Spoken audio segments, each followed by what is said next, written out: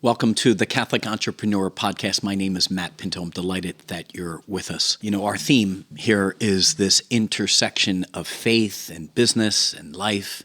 And sometimes there are tensions, sometimes there are glory moments. Our topic today is one that I'm really eager to get into, along with my guest, Jim Delaney, who's joining us. The topic is defining moments. And I can say with certainty, in my own life and in your own life, that there are dozens and dozens of moments that were defining moments that forged who you are and were and are. And that's what we're going to unpack with Jim Delaney. Jim, good to be with you. Thank you, Matt. Glad to be here.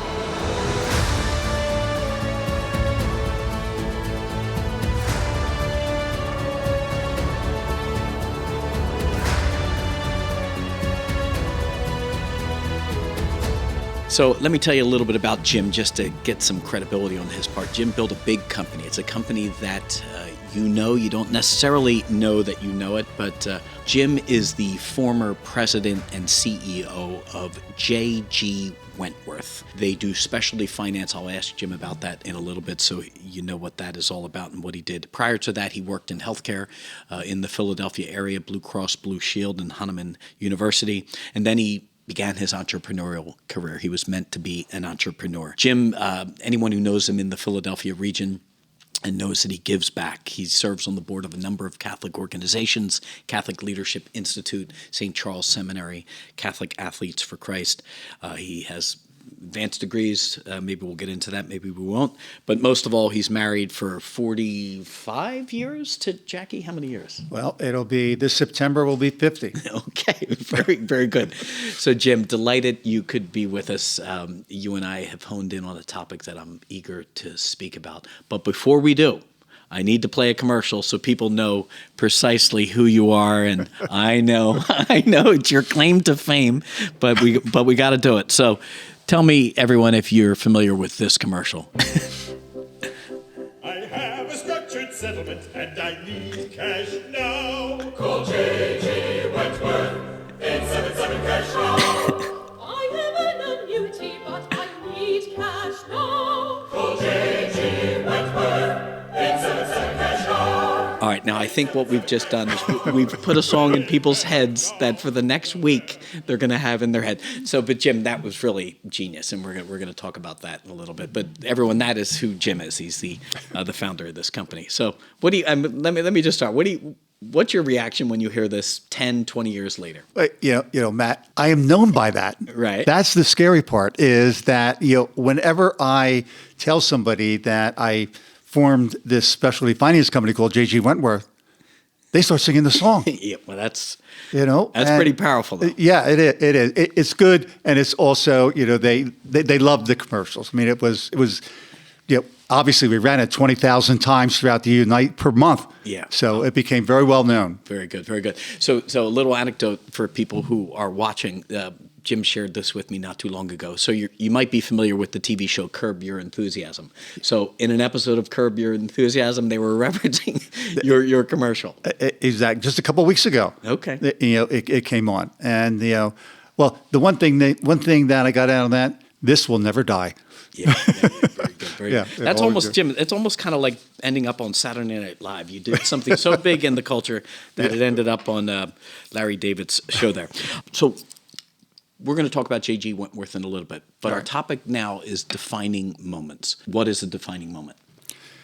Yeah, Matt, a defining moment is a pivotal moment in somebody's life that it can change their entire lives. Some examples, normal defining moments are a marriage, graduating from college, death in the family, an injury. Mm-hmm. Certain things can happen, and you have to take it. You can take advantage, you can analyze, you can look at it, but certain things stay with you for the rest of your life, positive and negative. But you've got to turn everything into a positive, and that's what I try to do: is take, any defining moment that is good, bad, and different, and turn it into a positive that will stay with me for the rest of my life. For those listening, ever since you and I have been talking about this, I started thinking about the same topic. It's like, holy smokes, that was a defining moment. That was a defining moment. So it would be your guess that everyone who's listening has multiple defining moments? Absolutely. Absolutely. Would you recommend actually someone maybe do the mental exercise of closing their eyes and thinking, what would be the net gain of someone, do you think, doing that? Well, I always say you learn more from making mistakes in life than you do from the positive things. Okay. Don't put the negative things out of your mind. It's a tendency to do. If something happens, you get injured. I don't want to think about that. You have a business failure. I don't want to think about that. But business failure can be more important than a small business success because of what you get out of it. That moment that happens, you start thinking about, oh my gosh, I didn't do this right. Well, you'll do it right the rest of your life. Do you think, because I bet you I could rattle off a half dozen stinging moments like that. Do you think we remember them so much because of the sting and the pain versus maybe the success is a little bit more short-lived, that the sting is more potent for some reason than the success? Absolutely. To me, okay, the stings have been, okay, and you come back from the stings, and that comeback, that identity and comeback is so important because that stays with you. And whatever you learn from that, you can learn resilience, you can relearn humility. Those things will be with you on your next venture, the next time something happens. But not everyone comes back. Some can take belly shots and put them down for the count. Why do some people learn and some people maybe cave? Yeah, I think personalities, it could be a spouse, a partner, this encouragement. You need, we'll get into this a little later, but you need a partner who has the same vision as you have, who emotionally will support you. When you don't have that emotional support or the vision with somebody else, and somebody you can talk to, you can fail. My life, and I truly believe this, the successes all came from several failures. Okay, several challenges where I could have easily given up, but I learned resilience. I learned humility. I learned, how to drive forward. How does someone know that this is a defining moment, or don't they? Or do they only know it after the fact? Can you know it in the moment? So let's address that one first. How does someone know? Can they know it in the moment? Well, honestly, I knew none of mine in the moment. Okay. You can't plan for a defining moment, usually. I mean, if you plan for it, it can be a great moment. You can plan for a marriage, you can do the wedding, you get everything going. And again, it is going to be a defining moment. But, you sitting up there in front of the priest and saying yes is really that. And then you think about that later on. Wow, what that yes meant. Oh, my goodness. Yeah. Okay. It's a life commitment. Yeah. It's not easy, especially, that second and third year when you're young. Yeah. Okay. So, but you the too? yes. You too. Yes. Yeah. Yeah. The yes is the defining moment. You may not recognize it. You don't recognize it at a time, but you start seeing it as you move along. I said yes. I can't walk away from this. Sure. But I think there are instances in my own life that I think I sensed, this is a defining moment. So, again, I'm brainstorming with you here.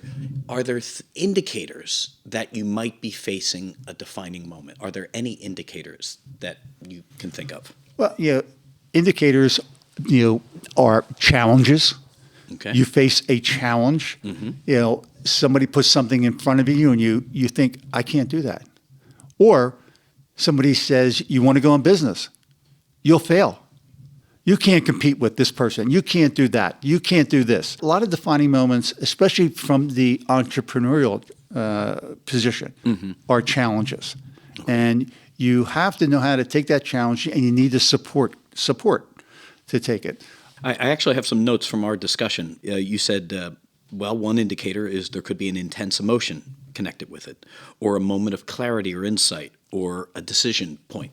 The challenges or whatever happens afterwards, that insight and clarity starts developing. It becomes clear. You get that vision of how I got through that. How did this happen? Okay. And again, if you think about it, becomes clear. It becomes a vision then. Can someone miss a defining moment? And what are the consequences if someone misses a defining moment or chooses wrongly? Well, if they miss a defining moment, I think There's going to be other ones. Okay. Okay. If I look back and say, did I miss the defining moments? I probably missed a ton of them. Okay. Okay. But the important ones will come to the surface. But if you feel you missed something, I wouldn't advise anybody to go, looking for a defining moment and say, oh, I missed this or I missed that. Mm-hmm. Just be aware. Be aware what's happening and be excited. I mean, part of this is, as an entrepreneur, is the challenge and the excitement of doing something. And the more excited you get, the more the defining moments will develop, will come to you. When you were talking there about, well, Matt, if you miss it, others are coming. For some reason, the image the church is teaching about the whole topic of grace, that God, because he's a loving God, is constantly throwing grace at us. So if I'm caught up in some particular thing I shouldn't be, God is working on us. So being that God really is a God of abundance, he wants good for our lives, I would imagine that defining moments are thrown our way all the time. I think Matt, that's a very good example. Okay, that grace is there, and so many times we try to do things on our own and don't accept that. We have to recognize that grace. We have to appreciate it. But same with a defining moment. When it happens, okay, you may not even know it. Like I said, may not know it happened. But if you look back on it and you realize what happened, that's going to be the grace that you can receive from that. If you want to understand it. I guess we should be overtly asking God for pivotal moments like this in our life and to recognize them. Well, absolutely. I've asked for those double moments all the time. It is what faith is all about. Okay, faith is accepting what God gives you, and you can ask for more, but I really think you need to be happy with what you received. If God wants you to go out and do more, you hear it. When you and I spoke, I said, Jim, I'm sure you got dozens. Hone in on 3 defining moments. I know the third. I'm going to set up the third in a little bit because it's a little different than the first 2. But give us a defining moment. Well, early in my life, I'll go back to, actually I'm going to go back to grade school. Okay. Okay. Yeah, I grew up in Upper Darby, St. Alice Parish, and I played sports. And I was almost the same size I am now when I was in 8th grade. Okay. I was like 6 foot. For those who are seeing Jim, Jim's a big guy. Yeah, I was 6'1". My dad would always work with me on any sporting event that I played. And one thing he would take me to Villanova University almost every Sunday, and we would watch Monsignor Bonner High School and watch them play football. It was so exciting. He loved it. I'd love it. And it was really a relationship that developed between us. And I would tell my dad, I'd say, Dad, someday you're going to see me on this field. And, he'd give me a little smile and, okay, you got to work hard, well, it came, I graduated from 8th grade. And during the summer, getting ready for August, which was the tryouts for the freshman football team at Monsignor Bonner High School. So, make a long story short, the week before the first game, I made the team. I was one of 40 players out of 300 that tried out for the team. Wow! So we have a tackling practice, and if you remember the dummies, you would tackle the big dummy. So right. I figure I'm going to rip this dummy apart. I'm going to really hit it. So I get down, I come in, and I tackle the dummy. I fall on my knee, and I knew something was wrong. Okay. I was having a little bit of trouble getting up. The coaches all ran over. They said, well, we got to take you to the hospital. So they take me over. I go into the emergency room. They take an X-ray. The doctor comes out, looks at me in the eye and says, Jimmy, I got some bad news for you. He says, you'll probably never play football again. You broke your neck. Wow. You talk about an emotional experience for a 14-year-old kid. And his dream, his goal in life was to make that team. Right. I couldn't believe that this would happen to me. Well, what happened was the coaches came back to me and said, would you still like to be involved with the team? We have an opening. You could be the equipment manager and water boy. So you go from star, you and your dad, 8th grade, Villanova, watching Bonner, the powerhouse. Now you're the water boy. Now I'm the water boy. That was a defining moment Okay. in learning humility. I wanted to be a starter on my goal in life to now being the water boy for this team. Okay. Okay. Does this story end there? Or football? Are you done with football at this point? Well, I was, but what happened? Let me tell you a little story. During the season, I was watching a JV game, which we were at a freshman game, and on the upper field was a JV game, and I saw this young man come in on crutches to play, and I'm thinking, what's going on up there? And after a couple of downs, somebody ran the crutches out, and he came off the field. I asked my coach after the game. I said, what was going on up there? How come this kid came into crutches? He said, oh, that was Eddie Coyle. I go home that night, and I tell my mom and dad, I said, you're not going to believe what I saw today. A young man came in who had polio when he was 2 years old and was playing football. I only got a broken neck. Wow. I'm coming back and I'm going to play next year. Okay.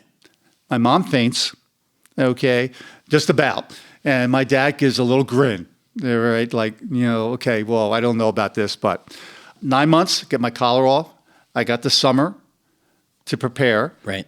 And I worked my butt off. And you made the team? And I made the varsity team sophomore year. Okay. Okay. Very good. Okay. So the lesson, humility. Humility and resilience. Pretty big defining moment. And how did it affect you, do you think, for the rest of your life? Well, I think every business that I started, from the very first one all the way through, people told me it wouldn't work. They didn't say I had a broken neck. They just said the business would not work. Those defining moments I had as a 14-year-old flowed through my body, my blood. And not that I would say, you're wrong, I did this back in the 14-year-old kid. They were just part of me. Give me another defining moment. And maybe kind of the corollary lesson from the defining moment. Sure, Matt. Well, it was really the founding of J.G. Wentworth. That Jim, that would I know you've done a number of endeavors, but would that be the biggest of your? Yes. Yeah. Okay, It's really what I'm known for. Okay. And you built the company. You sold the company, or I built the company and I sold it. Okay. We founded it in 1990 and I sold it in 2006. Oh, okay, good. Pretty short time period. It was a change of profession for me. Okay. And it was the realization that I was giving up something. I was walking away from healthcare. Right. And I was walking into another field. How old are you at this point? I was 40. Okay, so you have a family, you have obligations at this point. Your kids are probably 10, 11, 12 years old, something like that. And so you're facing bills and you're making a material change in what you do for a living. Yeah, but understand, Matt, I did have a lot of success in the prior healthcare businesses. Okay, so it wasn't daunting in that manner, but it was daunting in what manner? Well, it was daunting in the change of direction of my life. Okay. I was looking at something I wasn't that familiar with. I was not a real finance person. I was more of an operational visionary in healthcare. But what happened is, I mentioned that J.G. Wentworth was originally a healthcare investment bank, and we were looking at an opportunity in New Jersey. We were trying to buy a physical therapy company. It fell through. And from that, the owner of the company came back to me about a month later and said, hey, there's this program in New Jersey. You may be interested in it. And I said, okay, well, how does it work? He says, well, it's a financing opportunity. New Jersey was in the auto insurance business. They lost a lot of money. There's about $1 billion of claims out there that individuals that had an auto accident have a claim to the state. Okay. For $100,000. Mm-hmm. Well, the state came back and can't pay them today. So, Matt, if you had $100,000 due, the state's going to tell you, I can't pay you today. I'll pay you in 18 months, and I'll give you 6% interest per year. Okay. Now, you want your money today. well, Matt, can I step in your shoes? Okay, I have some money. Maybe I can step in your shoes and make a better return on my money than I could in the bank where my money was. So you're stepping in, you're making an offer to me to satisfy my need, and you're taking the burden of the middle position because played out over X number of years, that's good for you as the financer. Absolutely. You got it. Got it. So that's what they call special, or at least specialty finance in this instance. That's specialty finance because that person who had that can't go to a bank, okay, because it was too complicated with the state, how it worked. And, I spent probably a year myself investigating, looking at this, figuring out how to do it. Was this done in other areas, or did you were inventing it at least for yourself, or was this a new idea in the country? It turned into a brand new idea for the country. Okay. Wow. Okay. I found out there was something called a structured settlement, which is a little bit different than what New Jersey was doing. Okay. The structured settlement was a national business. It's the same concept. You're in a car accident.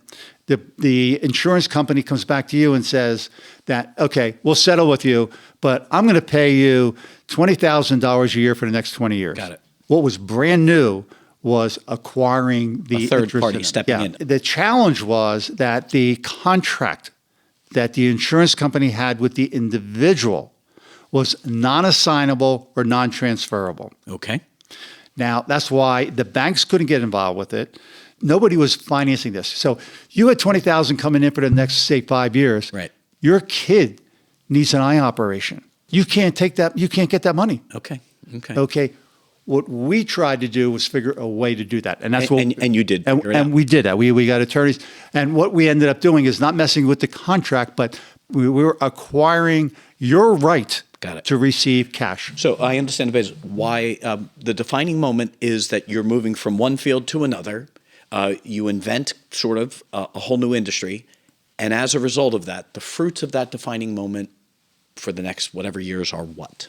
You played the commercial earlier, and the only way we got into that is it was a great opportunity to acquire these. Because what we found out was the premiums to buy these future cash flows that the insurance companies would spend was $6 billion a year. So there was probably $200-300 billion of future cash flow sitting out there. Oh my goodness. That very few people knew about. Wow. That was just sitting there people could not get. We wanted to step in the shoes, relieve the needs of the people, and do it. And once we found out that we could do it through a mechanism, how do we find these people? It was the challenge. Thus the commercials. Thus the commercial. Got it. So what, in the story about high school, it was humility and resilience. What are the takeaway lessons from this J.G. Wentworth experience? Persistence and vision. Got it. Okay. And those familiar with the show know that we put together documents at the end of the show, and we let people download them so they get these ideas. So we're going to capture these ideas and pass them on to you. Let's get to your third one, and I know what it is, so I'm going to set it up a little bit. We're talking about business, we're talking about faith, but this third example is a little different. It's a defining moment in meeting your young girlfriend, who then became your wife. So I could guess, but why is this such a defining moment? I wouldn't be sitting here with you. Okay. That's why it's a defining moment. Connect the dots for me. Yeah. The defining moment meeting Jackie was I found a teammate. A teammate in what? Life? Yeah. A teammate. Business? Jackie became my partner. And everything we did together throughout life. She supported me in business. She supported me in everything I did. One quick example, and some people find this hard to believe, is after we were married, we had 2 children, and we were living in a duplex, and we were driving. I was driving. We had one car. Her car was a beat-up Volkswagen. I just went in business for myself. Okay, and I'm consulting for doctors and hospitals. I'm pulling in parking lots with a beat-up Volkswagen. That doesn't work. Okay, I had to sit down with Jackie, and we had meetings every week. We would meet together every week, and I said to her, I need to change this. Perception is a big part of sales. I said, we got to get rid of your car. I said, I got a couple clients. We're just getting by right now. And Jackie doesn't have a car. Okay, 2 kids, roller coaster, gets on a bus to go to to buy food. I said, I need to look good. I'm thinking about leasing a Mercedes. Wow. Okay. She looked at me and she said, great idea. And I'm thinking, I got a partner here. All right. I leased a Mercedes. Within 2 years, I sold that business to a public company who wanted to acquire it. And Jackie's dream of having a single house in Springfield, plus driving a Volvo station wagon, plus having a house down the shore, came to be. Okay. So Jim, a lot of entrepreneurs, because they're hard charging during the day and they fight the battle during the day, maybe I'm just, maybe just as my inside voice coming out, the idea maybe of coming home and collaborating with my spouse on kind of issues related to business seems like the exception, not the norm. Like many people, I think, would have that fairly compartmentalized because A, they might not understand context. You're already exhausted from the day. If I had to guess, I think that's probably more the norm. So for some reason, yours was not the norm. What was it why did that work with you guys? And because it doesn't seem to be the norm, at least not for me. Well, one thing is when we got married, go ahead. Jackie was an assistant branch manager at Germantown Savings Bank. Okay. I was working as a gravedigger. Okay. At Arlington Cemetery. I had dropped out of college. All right. And, for some reason, she liked me. It was like, it amazes me. But, when we got married, she's the one who had the confidence in me to tell me that I had to go back to night school to finish up, which I did. And I continued getting, 2 master's degrees, but it was all on account of her. So she had that business mind. She had the vision. So maybe we are a little different, but I review everything I ever did. Wow. Every business I ever got in, I would come home and talk to her about it. Still today, every Sunday night, we have a meeting where we go over the to-do list and our calendars. Impressive. Takeaway lesson from that third defining moment is what? Trust in your partner. Okay.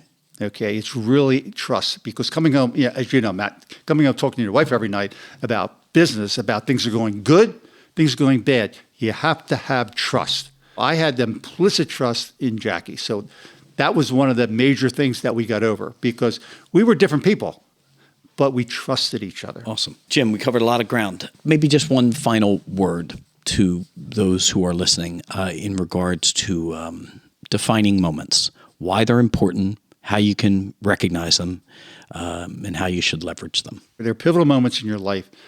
They change your life. They changed my life for the best. And, I had the opportunity to recognize those moments. And I believe I recognize those moments because I have faith. As we mentioned, grace comes from God, but you got to recognize that grace.